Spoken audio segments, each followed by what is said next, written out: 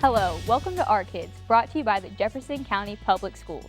I'm Fern Creek correspondent Dana Turner. And I'm Catherine Scott. On this month's show, we revisit some of the more interesting students and programs we featured during the past school year.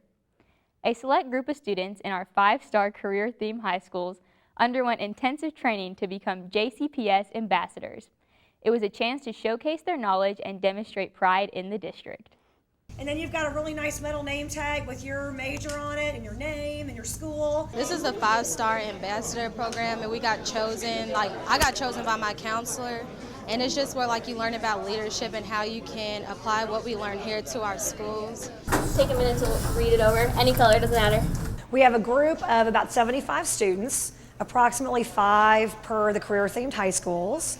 And we've asked them to kind of convene here for a training. Wagner is a great school because in our medical programs, we have hands-on activities that we participate in. I wanted to be part of the 5-star student ambassador program because I knew that it would make me a bigger candidate in the future, offering me more opportunities. Certifications that you can get, are there any? Yeah, freshmen, when you first come in, all freshmen have to take a computer apps class. And you have to. The students have come to training to be prepared for how do we send the message of career-themed schools to the community. Well, since I'm in business and I'm always doing professional interviews and presentations, I'm able to show a better way of communicating with the people in my class and my projects. What they've been asked to do is learn about the career themes, understand which networks have which schools representing which themes, and also kind of what's the general idea behind the different programs and pathways those schools offer. Explain to everybody what all the different high schools represent and how they can help you in the future. The 8th grade student might want to hear projects and stuff they do in school. My parent might hear what college credit you get from it. I gotta ask them the career theme. There are opportunities and there's a relevance with project-based learning and some of the equipment that we've put in schools that offers them really some experiences they can't get elsewhere. It's hands-on and a bunch of experiments and stuff. Kids react to experiences and being able to get their hands on something, and I think that's more engaging to kids. Now we're building these kind of intellectual academic cohorts of kids, which is kind of fun and different than some of the ways that kids have been connecting socially before this. Without a career, you have to spend time thinking of what you want to do. It's good to have a plan for the future, and it's also good to have a career so you know what you're going to have and what to look for. JCPS's mission is to provide instruction that inspires. That's happening every day through our high school career themes. Fern Creek correspondent Sean Milius takes a look at the Class Act Federal Credit Union branch run by students at Southern High School. What is Class Act, you may ask? JCPS's very own Southern High School has a special program dedicated to it. Let's take a look. I'm Trina Reeves, and I am the lucky person that gets to be the advisor and teacher for the students in the Class Act Federal Credit Union program at Southern High School. We have a federal credit union as opposed to a bank in our school, which means that federal credit unions have members. They do not have boards of directors that are necessarily voted in. Things are voted on by our members when we make decisions. So it's one of the biggest things that distinguishes a credit union from a bank. We have 2 branches here at Southern High School. We have this main branch, which is the larger of the 2, and we have one smaller branch that the students are able to use at their lunch period. So we offer our staff and students the ability to do their transactions right here at school during their school day. We also have this branch where our community can come in and take advantage of our services as well. I'm a senior right now, and I've been in business finance since freshman year. And whenever the credit union first opened, it made me want to join because it was hands-on experience. Everything was, you don't just get to sit in class and do work. You actually get to do the stuff, do transactions, and talk to people. And my experience so far is I've liked it. I've liked going to training for it's 4 hours or 6 hours a day, and we got paid to do it. So that was definitely motivation to go there and train. For the most part, your typical transactions can be done here just like you would at some of our other locations. We have locations throughout the city. Our main branch is on Fern Valley Road. We have a branch out at U of L where students at U of L are even able to work it into their class structure and be able to work out there. And then we have a brand new branch out on our east end, and it's off of Chamberlain Lane. So we have several branches. There is another branch just like this one that is at Doss High School. So their students also get to take advantage of this program. Farmer Elementary merges history with math as they compete in their own version of the Olympics. Anissa Coulter has all the details. When you first hear the word Olympics, you think of physical activities.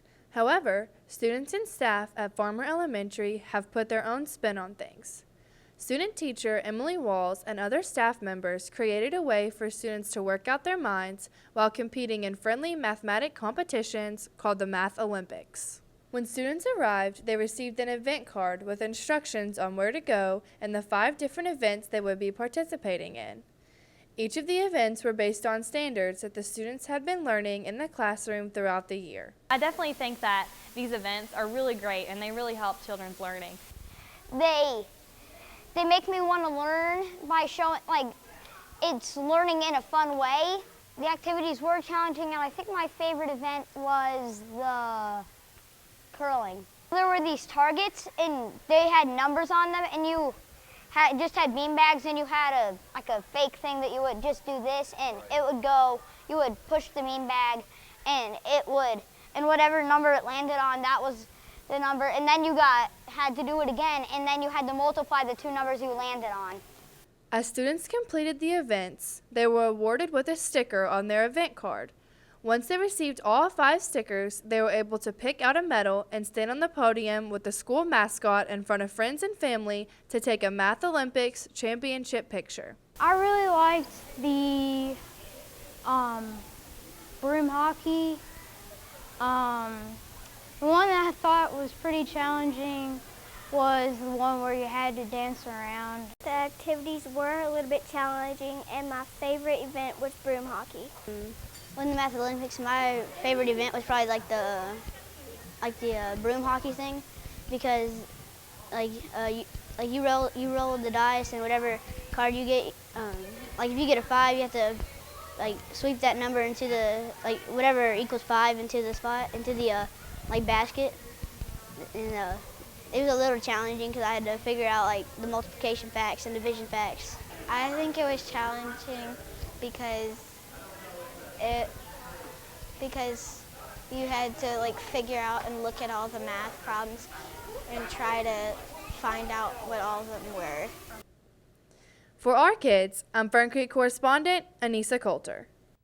We have a lot more about Our Kids coming up. Stay with us. The portal is your online link for information about your child's grades, test scores, attendance, career choices, and much, much more. It's a fast and easy way to stay on top of what your child is doing in school. If your child's teacher has set up a virtual classroom, you can log on to JCPS online and access grades for class assignments or communicate directly with teachers. The Parent Portal offers a convenient way you can stay involved in your child's education. Know where you're going with the rest of your life? Well, what are you interested in? I'd like to be a pilot. We've got a class for that. I like engineering. We've got a class for that. I want to save the environment. Do you have one for that? Yep, that too. No matter where you plan to go in life, you'll get a good start in JCPS. Call the Parent Assistance Center to learn more. Welcome back. I'm Ballard correspondent Brittany Bizzuto. And I'm Cedric Fenn. You're watching Our Kids, sponsored by Jefferson County Public School. Doss High School got a special gift from college students in Ohio. The Tiffin University Dragons brought the Doss Dragons the gift of learning. Well, we're at the Doss High School Library, and today we are receiving some donated books that Tiffin University and their freshman class has organized a book drive, and they're sharing their books with us. This is Dr. Collins, this is Dr. Watts, both from Tiffin University. They were the ones that kind of facilitated to help organize the book drive for us. I was talking to my colleague about maybe some ideas that we could do that would be meaningful. I didn't want to just go through the motions. It's Tiffin Dragons, and here we are, the DOS Dragons, so it's sort of the big dragons and the little dragons. And it just seemed to me like it was cosmic, it was meant to be. And so we came up with the idea of doing a book drive at our school to collect gently used books. And she told me she would have her book club students make a list of their greatest interests and the titles that they were most interested in getting. Nick Sparks. That was what we used in the collection process. And I found Heaven is for Real, one of my favorites in a long time. I have Harry Potter. I've read the whole entire series. I love Harry Potter. Like, I legit love it. I mean, reading is pretty much fundamental to everything they do academically. The better they read, the better they will do in all their academic coursework. And then Fault in Our Stars, fantastic book, cried. Ugh. So if we can get them something they're interested in, something they can take home with them, something that they can keep. And then The Maze Runner, I haven't finished this, but I'm reading it like right now.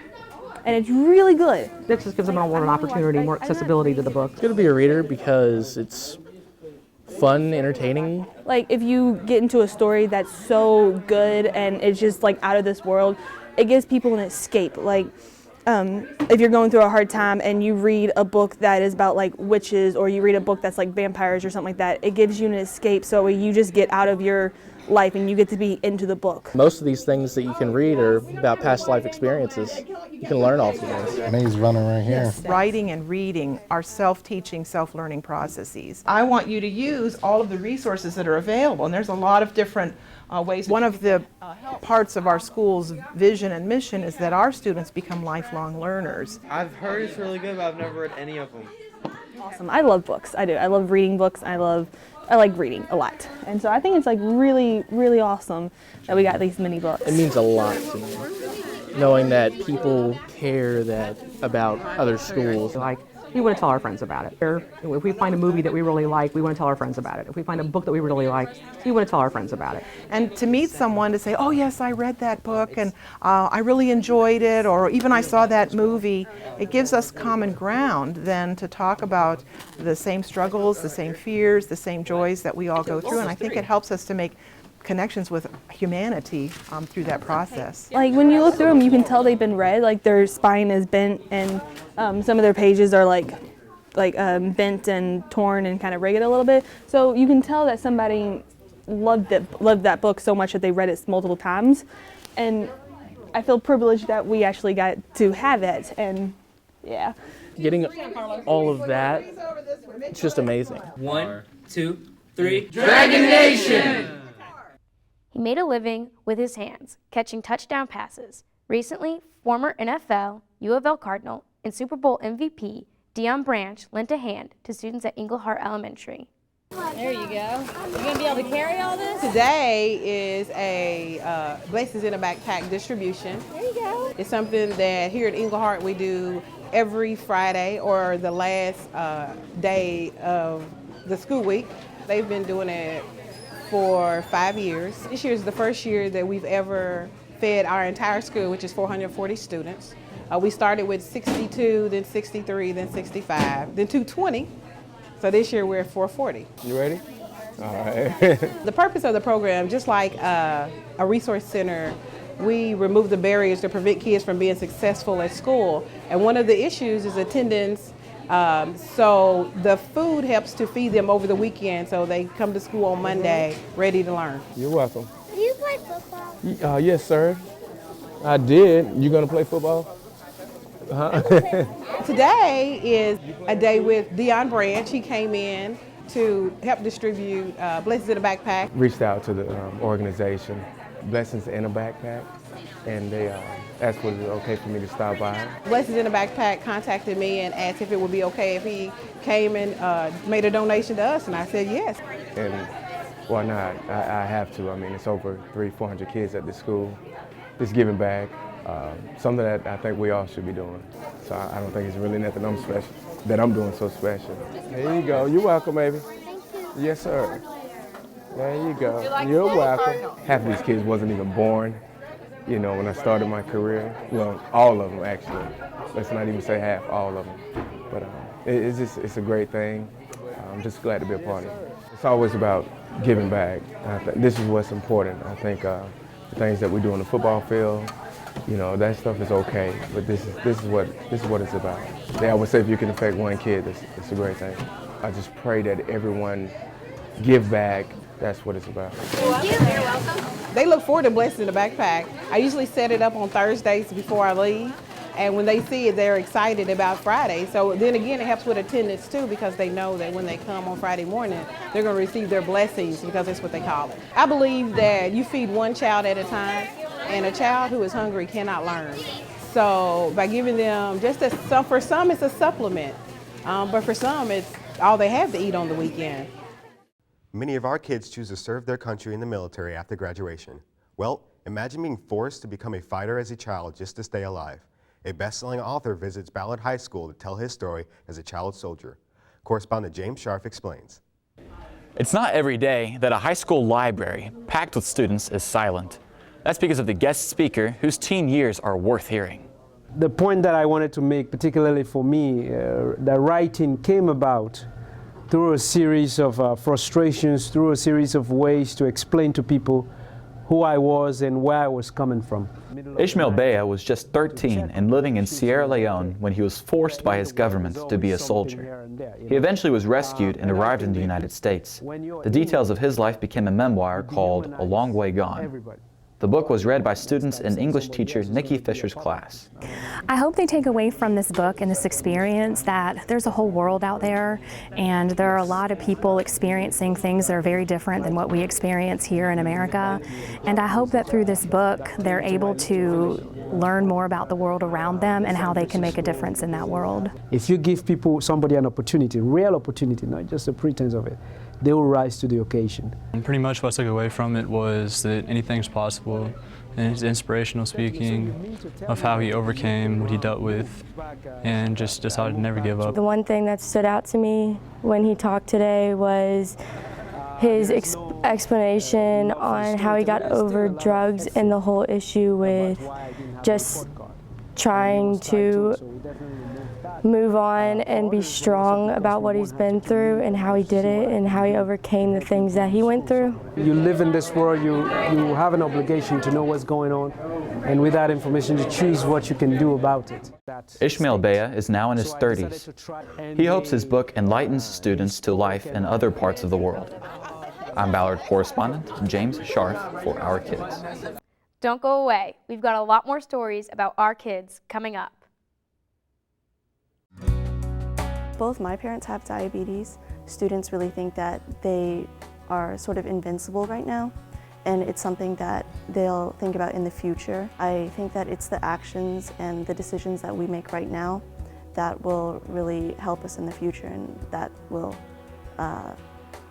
determine whether we get diabetes or not. Hey kids, get out there, live a great life, but at the same time get to know the risk factors for diabetes and live a healthy lifestyle.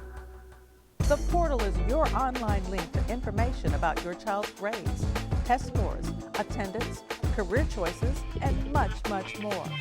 It's a fast and easy way to stay on top of what your child is doing in school. If your child's teacher has set up a virtual classroom, you can log on to JCPS online and access grades for class assignments or communicate directly with teachers. The Parent Portal offers a convenient way you can stay involved in your child's education.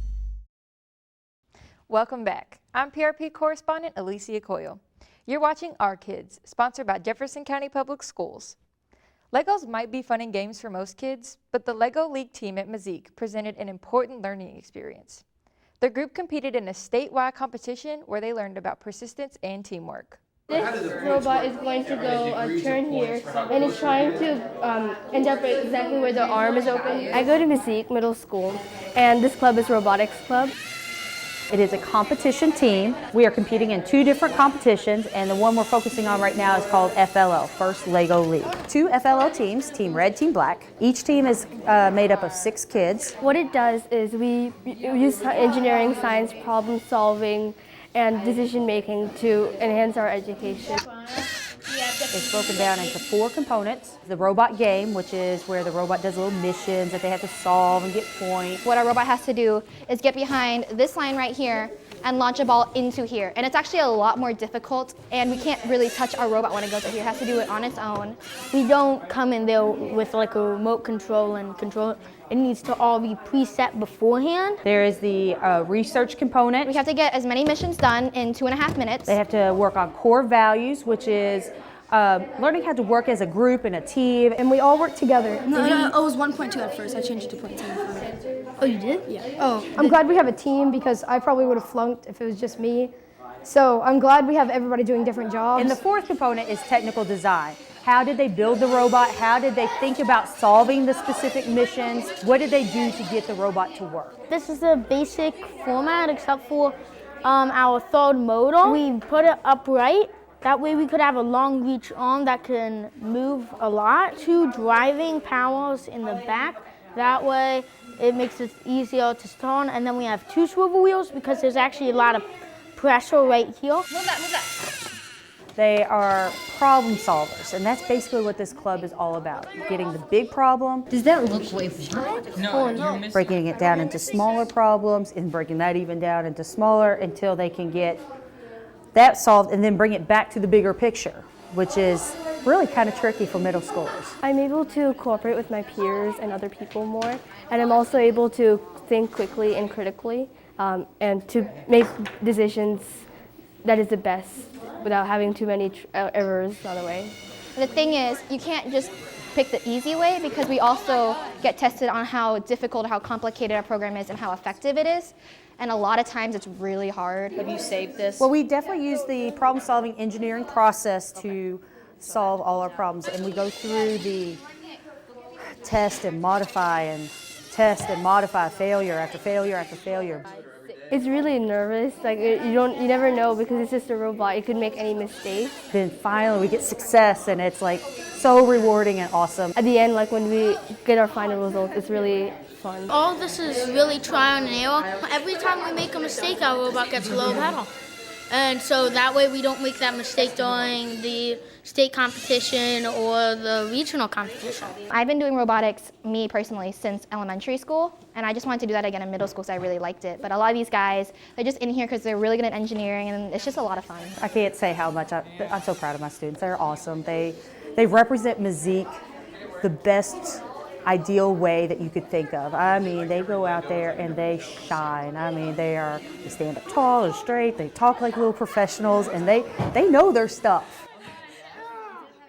Middle schoolers from Valley Preparatory Academy trekked to nearby Dixie Elementary to read a book one-on-one with the younger students. It was a chance for mentorship, camaraderie, and a shared love of reading. 1 sausage, 1 cupcake, and 1 slice of watermelon. I am Destiny, and I'm here to read a book to Mackenzie so she knows how to read and draw and write. On Friday, he ate through 5 oranges but was still hungry. First, we read The Very Hungry Caterpillar. On Saturday, he ate through 1 piece of chocolate cake.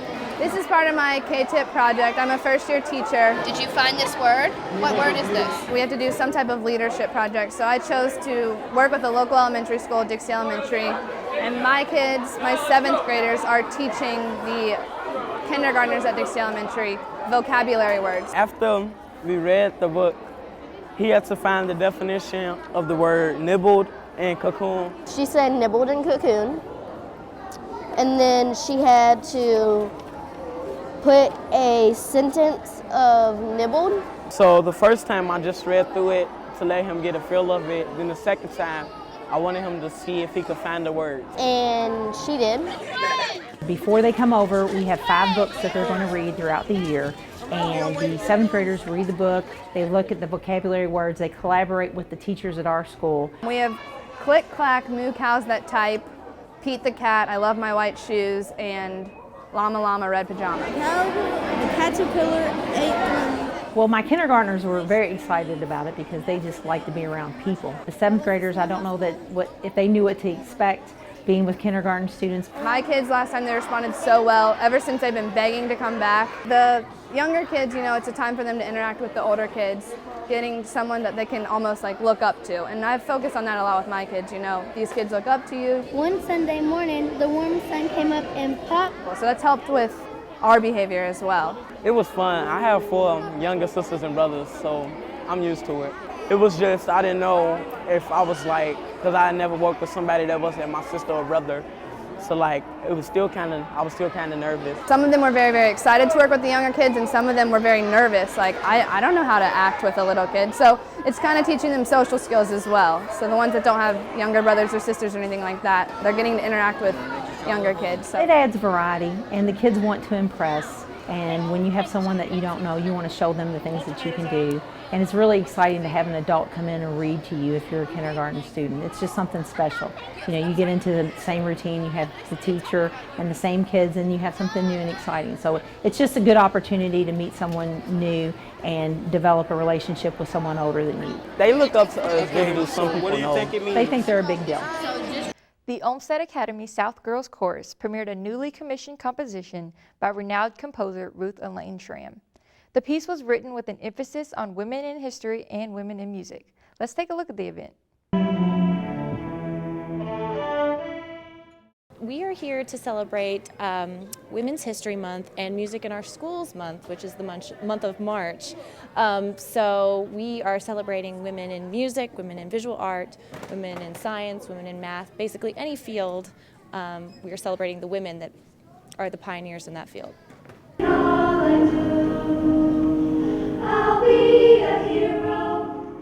So I was really glad I got Malala because honestly I didn't know much about her. I just knew she was the youngest person to win the Nobel Peace Prize. But when my teacher chose Malala for me, I went and researched her at home, and I found out some amazing things about her. Every girl who have raised their voice for their rights. There are hundreds of human rights activists and social workers. And we did a program called Composers in Schools in Concert, where they pair up a school with a composer who's living, breathing, and working at this, current time. Her name is Ruth Elaine Schramm, and she does a thing called Composers in Our Schools, where she works with a school and she creates and composes a song for them working with lyrics that they've made, and we are the only middle school that she's ever worked with. Was a collaboration between my students and Miss Ruth Elaine Schramm. They actually heard some of the words that they wrote in their lyrics in the song that she wrote, and even the melody, "The Face of Courage," that came from one of my students. The face of courage, a heart of bravery. And so when we heard the song, we couldn't believe that she had taken that little melody that my student had given her and all the lyrics that they had written and made it into one song. Music is everything, especially like orchestra pieces, because we all play separately, but we all play together. And when you come together as a team like that, it just makes the most amazing sound, and it's just so much fun. Thanks for watching our show. To see the entire episode, you can find it on our JCPS YouTube channel. Until next time, keep supporting our kids.